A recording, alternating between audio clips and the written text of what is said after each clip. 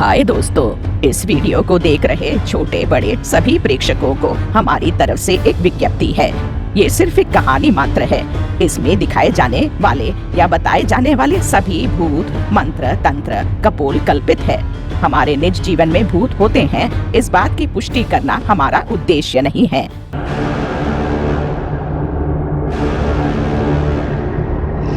का गो गोरक गाब्रका ब्राबो बीरक बीकर कारका जा जो जोरक जागरक कराका मां मृगा मृत्यु मरण कारका। क्रोधिमा मंत्र पढ़कर जो शक्ति बुरी तरह से मरकर प्रेतात्मा बन गई थी, उसे जागृत कर रही थी। कब्र से लाए गए तांबे के सिक्के ओखली में डालकर आवाहन आवाहन गुलाम प्रेतो आओ मेरे सामने।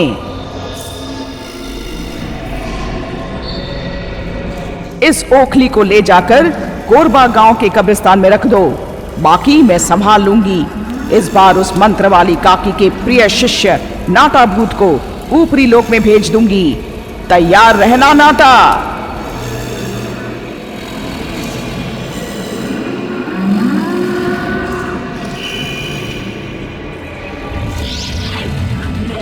एक दिन नाटा भूत खुशी से उछलते उछलते मंत्र वाली काकी के पास जाकर, काकी, कल माघ मास की अमावस्या है, जल्दी चलो हमारे गांव चलते हैं। माघ मास की अमावस्या है तो तुम्हारे गांव क्यों जाना है?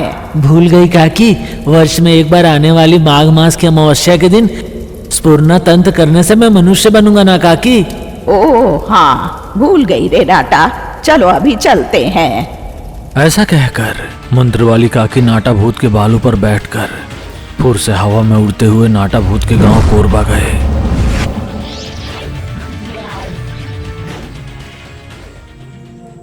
जो लोग जीवित रहते समय लंबे समय तक एक ही चांदी के बर्तन में खाना खाते हैं, अगर वो चांदी का पात्र मिल जाए तो उससे स्पूर्ण का तंत्र करके उन्हें माघ महीने में आने वाली अमावस्या के दिन पूरी रात मानव शरीर के साथ जीवित किया जा सकता है। किन्नू की माँ जब वो जीवित था, उसके द्वारा उपयोग किया गया चांदी का बोडला मंत्र वाली काकी को देती है। काकी उनके पिछवाड़े में स्पूर्ण का तंत्र करके पूर्णिमा क्रूकलम रत्रिम जपेत प्रभाते स्पूर्णका त्रिलोक पाताल लोक प्रेत लोक कामितव्य जीवती पुरावती प्राप्ति। नाटा, शाम के समय जब चंद्रमा की किरणें तुम पर पड़ेंगी तो तुम्हें मनुष्य का रूप मिलेगा। अपने प्रियजनों के साथ समय बिताना। याद रखना, जब चांद चला जाएगा, सूरज निकलते ही फिर से तुम नाटा भूत बन जाओगे। ऐसा बदलते ही तुम्हें भूख लग जाएगी, इसलिए अभी तांबे के सिक्के अपने पास छिपा लो। ठीक है काकी, तुम्हें मेरे भूख के बारे में पता है ना, आते समय रास्ते में तांबे के सिक्के ले आऊंगा। काकी को महुआ में छोड़कर वापस अपने गांव आने की खुशी में तांबे के सिक्के ले जाना भूल गया नाटा भूत। शाम होते ही नाटा भूत को किन्नू का रूप मिल गया। उनकी माँ और दादी ने उसके सभी पसंदीदा व्यंजन पकाए। पेट भर खाना खाकर रात के तीसरे पहर तक उनके साथ खुशी के समय बिताकर सभी सो गए। क्रोधिमा गुलाम प्रेतों पर उड़ते हुए आकर किन्नू के घर के पिछवाड़े में उतरकर उनके घर के सामने एक एक तांबे के सिक्के डालते हुए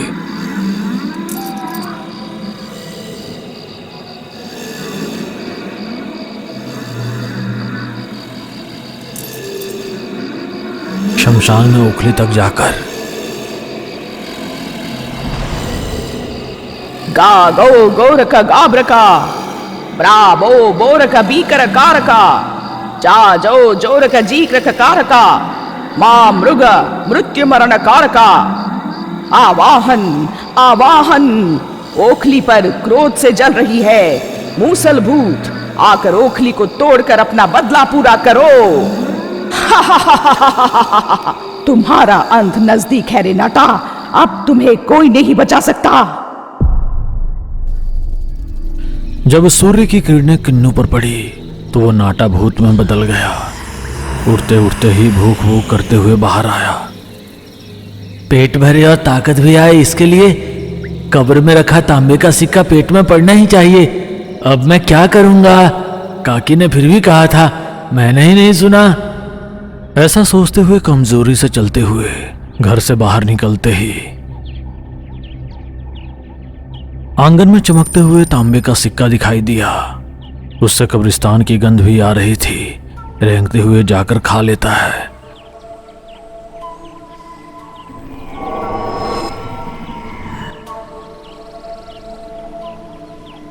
दूर पर चमकता हुआ एक और तांबे का सिक्का, उससे दूर और एक भूखा नाटा भूत, एक छोटे कुत्ते की पिल्ले की तरह रेंगते रेंगते एक एक सिक्का भूख से बिलखते हुए खाते हुए जा रहा था। एक एक सिक्का भूख से बिलखते हुए खाते जा रहा था। ऐसे ही चलते चलते वो कब्रिस्तान में चला गया। वहां ओखली में बहुत सारे सिक्के थे। बेचारा ये नहीं जानता था कि वो क्रुद्धिमा द्वारा बिछाया गया जाल था। भूख से आतुरता से रेंगते हुए जाकर ओखली में अपना सिर घुसाकर मजे से सिक्के खा रहा था। ओखली में सिक्के खत्म हो गए। सिर बाहर निकालने की सोचा तो नहीं निकल रहा था, सिर फंस गया था। ये कैसी समस्या है? अगर ओखली में सिर फंस गया तो ये सुनकर सब हंसेंगे। माँ, काकी, ऐसा सोचकर अपनी पूरी ताकत लगाकर अपना सिर बाहर खींचने की कोशिश की, लेकिन बाहर नहीं आया। बंग बगिनी बगूते बग बजीरे, हम हिरनी कित्ते किदा कजीरे, उड़ते मिड़ते बुम बुस स्वाहा, उड़ते मिड़ते हम हुस स्वाहा। काकी बचाओ, मैं फंस गया हूँ काकी, मुझे बचाओ। ऐसा मंत्र पढ़कर मंत्र वाली काकी को बुलाता है। पता नहीं क्यों नाटा भूत की पुकार मंत्र वाली काकी को सुनाई नहीं देती। चिल्ला चिल्ला कर वहीं बेहोश होकर गिर पड़ा। काफी अंधेरा हो चुका था। धड़ धड़ धड़ धड़ की आवाज आ रही थी, मानो कोई मुसल से कूट रहा हो। उस आवाज से नाटा भूत उठा। ओखली में से थोड़ा सा दिखाई दे रहा था। दोनों हाथों में दो दो मुसल पकड़कर भयानक रूप से कूटते हुए उसकी ओर आ रही थी। बहुत भयंकर था वो रूप। आज मेरे हाथों से चटनी बन जाओगे रे, कूट कूट कर मार डालूंगी। बाप रे, ये जो भी है लगता है मुझे कूट कूट कर मार डालेगी। ऐसा सोचकर उड़ने की कोशिश करता है, लेकिन ओखली के वजन के कारण उड़ नहीं पा रहा था। नीचे गिर रहा था। किसी तरह ताकत जुटाकर बड़ी मुश्किल से उड़ते गिरते उड़ते जा रहा था। आज जो देव रहे हैं।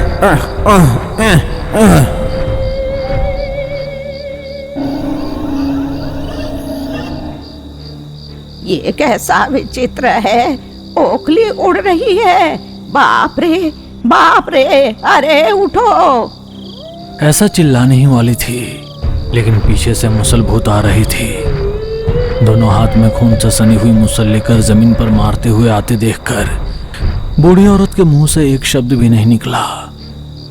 काकी, काकी, अरे बाप रे, अयो, ये मुझे छोड़ ही नहीं रही है। मैं इस वजन के साथ बहुत दूर तक नहीं उड़ सकता। यहाँ से महुआ में काकी का घर काफी दूर है। बेताल पहाड़ी नजदीक है। पहाड़ी पर जाना ही सुरक्षित होगा। ऐसा सोचकर अपनी सारी शक्ति जुटाकर बड़ी कठिनाई से बेताल पहाड़ी तक पहुंचा। वो मुसलभूत बेताल पहाड़ी में नहीं जा सकी। जोर से हंसते हुए बाहर ही कूद रही थी।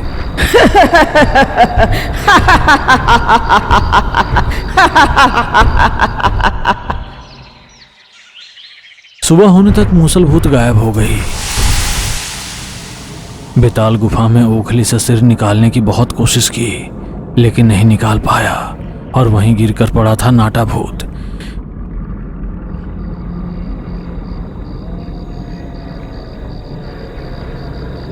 बेताल गुफा में कोई नहीं था। रात हुई। मूसल भूत आई। बेताल गुफा के बाहर खड़ा भयानक शोर मचा रही थी।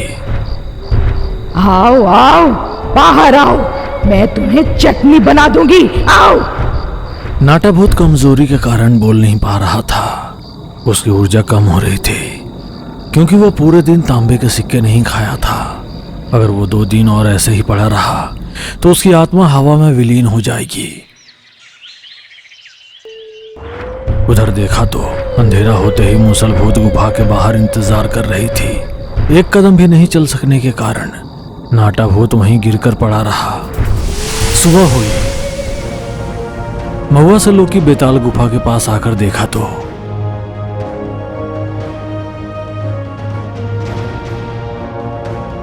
वहां नाटा भूत पड़ा हुआ था। अपनी मंत्र शक्ति से ओखली को हटाने की बहुत कोशिश की, कोई फायदा नहीं हुआ। अब और देरी नहीं करनी चाहिए, ऐसा सोचकर नाटा भूत को उठाकर महुआ पहुंचा। इधर क्रुधिमा नाटा भूत को अपने मायावी दर्पण में देख रही थी। ले जाओ, जहां भी ले जाओ, उसे बचा नहीं सकते। लोकी पता लगाना चाहता था कि क्या हुआ, लेकिन नाटा भूत को होश नहीं था। उसे कुछ तांबे के सिक्के खिलाने की सोचता है, लेकिन उसका मुंह ओखली में फंसा हुआ था। माँ, अब कोई फायदा नहीं, ओखली के 2 टुकड़े कर दूंगा। कुल्हाड़ी से काटने की कोशिश की, लेकिन ओखली पर एक खरोच तक नहीं पड़ी। गाब्रा जामन, गाब्रा जमांजू।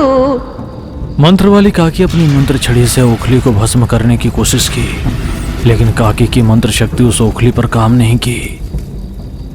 हस्त समुद्र का रंगोली में नाटा भूत को रखकर मंत्र का जाप करना संभव नहीं है, क्योंकि वो भूत है। सिर्फ ओखली को रंगोली में रखना होगा, लेकिन वो पत्थर नाटा को छोड़ ही नहीं रहा था। ये ओखली कोई सामान्य नहीं है माँ, कोई शक्तिशाली है। काकी बेताल तंत्र रंगोली में 3 खोपड़ियां रखकर बेताल तंत्र करती है। बेताल की खोपड़ी से आग की लपटें निकलकर उस ओखली पर गिरती है, लेकिन उसे कुछ नहीं कर पा रहे हैं। बेताल तंत्र भी काम नहीं किया। अब कैसे माँ, क्या नाटा को नहीं बचा सकते? आखिर ये ओखली क्या है, किसका है, पता नहीं चलने तक हम कुछ नहीं कर सकते हैं। लोकी, तुम तुरंत सूर्य मुकुट ले आओ, जो मेरे कमरे की शेल्फ पर है। इससे पहले कि लोकी सूर्य मुकुट ले आता, मंत्र वाली काकी मायावी दर्पण में निशाचर को बुलाती है। गुरुदेव, मैं पहली बार सूर्य मुकुट का उपयोग कर रही हूँ। मैं इसके मंत्र का जाप करने योग्य नहीं हूँ। निशाचर को पूरी बात बताती है। समझ गया, सूर्य मुकुट के साथ आवाहन करोगी, ठीक है। लोकी सूर्य मुकुट ले आया और आवाहन पूजा की व्यवस्था की। तंत्र रंगोली में सूर्य का मुकुट रखकर निशाचर मंत्र बोलिए। डुमरम ब्रह्मर कराकम करम वसिका शिका सूर्य कांति करका क्रीम ब्रह्म विक्रम ब्रह्म। निशाचर के मंत्र पढ़ते ही सूर्य मुकुट में मौजूद मणि से एक पीली किरण जाकर मूसल चट्टान पर गिरा। तुरंत उसमें से एक आत्मा प्रकट हुई। मुझसे बच नहीं सकते, मुझसे बच नहीं सकते, चटनी बनाकर मार डालूंगी। वो तो ठीक है, लेकिन तुम कौन हो? क्यों हमारे नाटा भूत को पकड़े हो? अगर मेरी ओखली में अपना सिर डाला है तो मैं क्यों चुप रहूंगी? चटनी बना दूंगी। मेरा नाम सरलाबाई है। लगभग 50 वर्ष पहले भूलंका नामक द्वीप के जमींदार अजय भूपति जी के घर में काम करती थी। अजय भूपति जी की मां की प्रसव में ही मृत्यु हो गई थी। तब से मैंने ही उन्हें बचपन से पाला। वे बहुत अच्छे हैं और मासूम थे। जमींदार की पत्नी रानी वासवी बहुत घमंडी और अहंकारी थी। एक नौकरानी को जमींदार जी का सम्मान देना उन्हें पसंद नहीं था। रानी, उन्होंने मुझे बचपन से गोद में उठाकर पाला है। वे मेरे लिए माँ की तरह हैं। तुम भी उनके साथ सम्मान का व्यवहार करो। वो ये कहकर चले गए। रानी वासवी को यह अच्छा नहीं लगा। जानबूझकर मुझे घर पर काम करने के बजाय धान यागर भंडार में काम पर लगा दिया। रोज एक बोरा धान कूटना था, नहीं तो उस दिन की मजदूरी नहीं देती थी। इसलिए दोनों हाथों से 2 लोगों का काम मैं अकेली करती थी। रानी वासवी कम से कम मेरी उम्र का लिहाज किए बिना मुझे सताती थी और ताना मारती थी। उनका उद्देश्य था कि उनके द्वारा दिए गए कष्ट सहन न करने से मैं नौकरी छोड़कर चली जाऊंगी। लेकिन उस किले में रानी वासवी को छोड़कर सभी लोग मेरे साथ अच्छा व्यवहार करते थे। और तो और जमींदार जी को बचपन से पाला प्यार के कारण मैं किले से काम करना बंद नहीं कर सकी। सारे कष्ट सहकर काम करती थी। एक दिन हमारे बीच कुछ कहासुनी हो गई। मुझे गुस्सा आ गया। अगर मैं चाहूं तो दरबार में सबके सामने जमींदार की गद्दी पर बैठ सकती हूँ। जमींदार को मेरे पैरों के पास बिठाऊंगी। तुम्हें क्या लगता है? नौकरानी हो, नौकरानी बनकर रहो। उनकी जान भी चले जाए लेकिन जमींदार जी तुम्हें गद्दी पर बैठने नहीं देंगे। सबके सामने सिंहासन पर बैठूंगी। अगर ऐसा हुआ तो तुम्हारे पैरों की जूती बनकर, तुम्हारी नौकरानी बनकर सारी जिंदगी जीऊंगी। तो लगी शर्त मंजूर है। मैं अपनी बात से नहीं मुकरती। ये बात किसी तीसरे को पता नहीं चलनी चाहिए। ठीक है? ठीक है, ये मामला हमारे बीच ही रहेगा।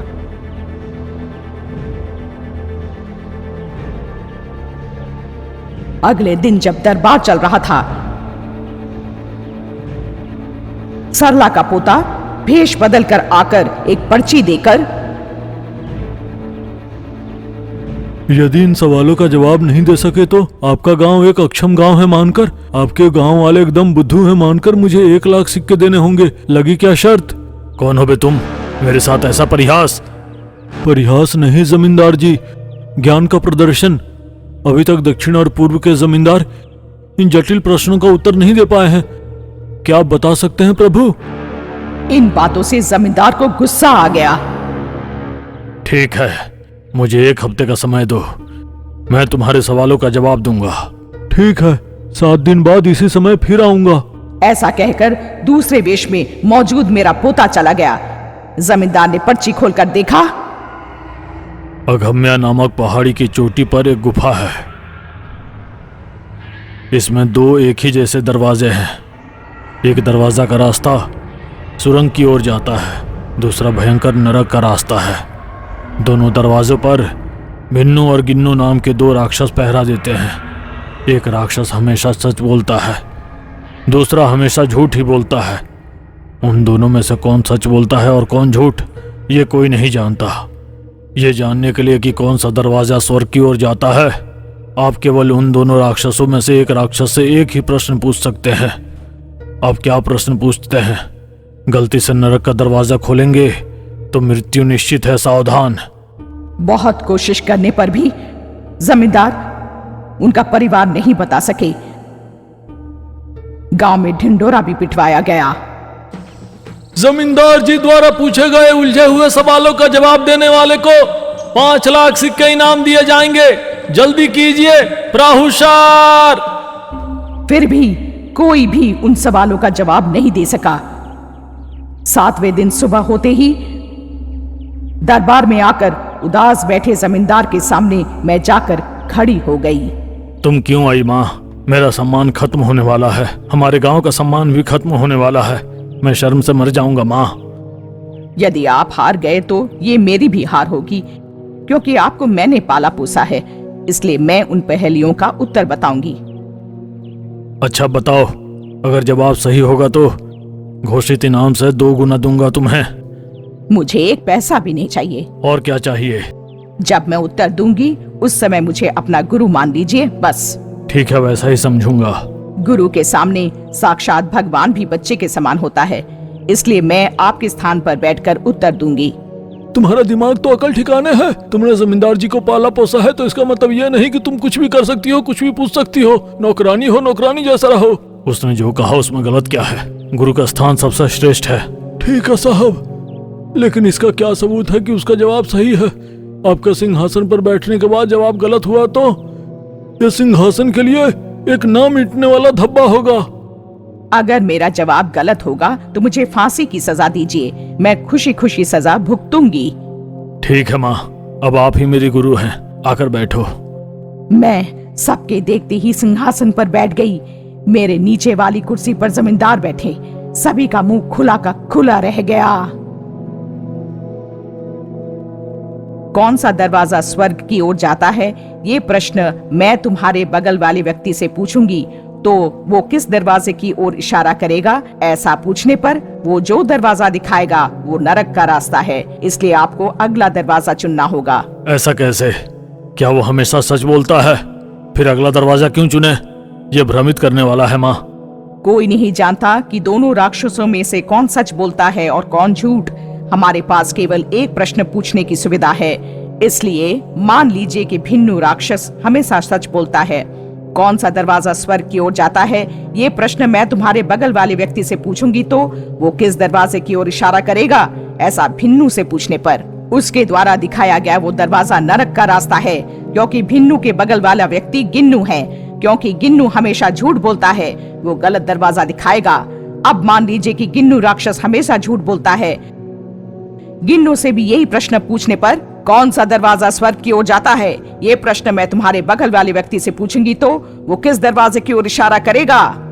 वो जो दरवाजा दिखाएगा वो नरक का रास्ता है, क्योंकि गिन्नु हमेशा झूठ बोलता है। सच बोलने वाले भिन्नु के बारे में भी झूठ बोलेगा, गलत दरवाजा दिखाएगा। इस प्रश्न का जवाब दोनों में से किसी से भी पूछने पर वो आपको नरक का द्वार दिखाएगा। इसलिए तुम्हें उनके द्वारा बताए गए द्वार के विपरीत वाला द्वार चुनना चाहिए।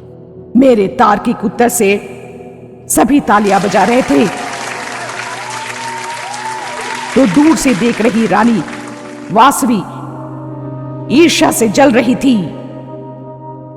थोड़ी देर बाद वेश बदलकर मेरा पोता दरबार में आया। जब जमींदार ने उनके द्वारा पूछे गए पेचीदा सवाल का जवाब दे दिया तो उसने हार मान ली और वो चला गया। मैं हमेशा की तरह अपना काम कर रही थी। रानी वासवी जो अपमान का बोझ लेकर वहां आई थी, मेरे पीछे खड़ी थी। मुझे एक नौकरानी का नौकर बनना पड़े, इससे तो मरना अच्छा है। धान मूसल से कूटते समय पीछे से आकर ओखली में अपना सिर रख दिया। मैंने उसे नहीं देखा और जोर से मुसल कूटा तो रानी का सिर फट गया और वहीं मर गई। आसपास के लोगों ने कहा कि नौकरानी सरलाबाई ने जानबूझकर रानी वासवी के सिर फोड़कर उनकी हत्या कर दी थी।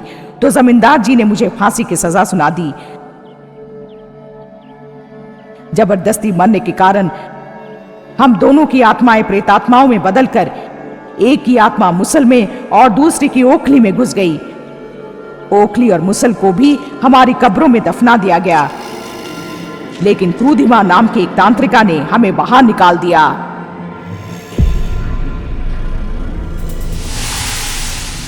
ओह, तो ये सब क्रूधिमा का किया धरा है। अभी तुम्हारी खबर लेती हूँ। लोकी, तुम तुरंत भुलंका जाकर सरलाबाई और रानी वासवी की अस्थियां ले आओ। बिल्ली भूत जहां भी हो मेरे सामने आओ। नाटा भूत मरणासन स्थिति में है, ये तुरंत कब्रिस्तान जाकर तांबे के सिक्के ले आओ।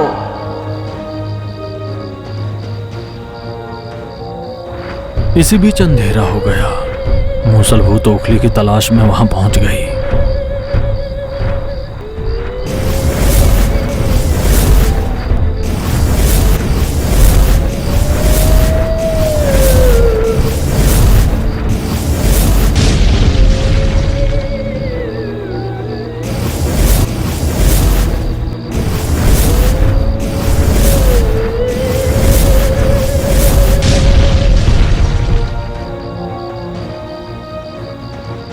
मंत्र वाली काकी उसे रोक रही थी, तो लोकी उन दोनों की अस्थियां ले आया। उन्हें अपनी मंत्र छड़ी से जलाकर भस्म कर देती है। मुसलभूत आत्मा में बदलकर हवा में विलीन हो गई। ओखली और मुसल दोनों टुकड़ों में टूट गई और उसमें से रानी वासवी की आत्मा बाहर निकलकर शून्य में विलीन हो गई। फिर भी नाटा भूत होश में नहीं आया। बिल्ली भूत नाटा भूत के मुंह में तांबे के सिक्के रखते ही उसने अपनी आंखें खोली। क्या मैं जीवित हूँ? हर चीज में अपना सिर नहीं डालना चाहिए, नहीं तो ऐसा ही होगा। ये तो अच्छा हुआ कि लोकी समय पर बेताल पहाड़ी पर पहुँच गया, अन्यथा अब तक तो हवा में दीपक बन जाती। काकी, हमेशा वो क्रूधिमा हमें मारने की कोशिश करती है और हम बच निकलते हैं। इस बार तुम्हें ही उसे कुछ करना होगा काकी। ऐसा नहीं कि मैं कुछ नहीं कर सकती। हम माने या ना माने, क्रूधिमा हमारी लोकी की दादी लगती है, इसलिए मैं दया करके छोड़ देती हूँ।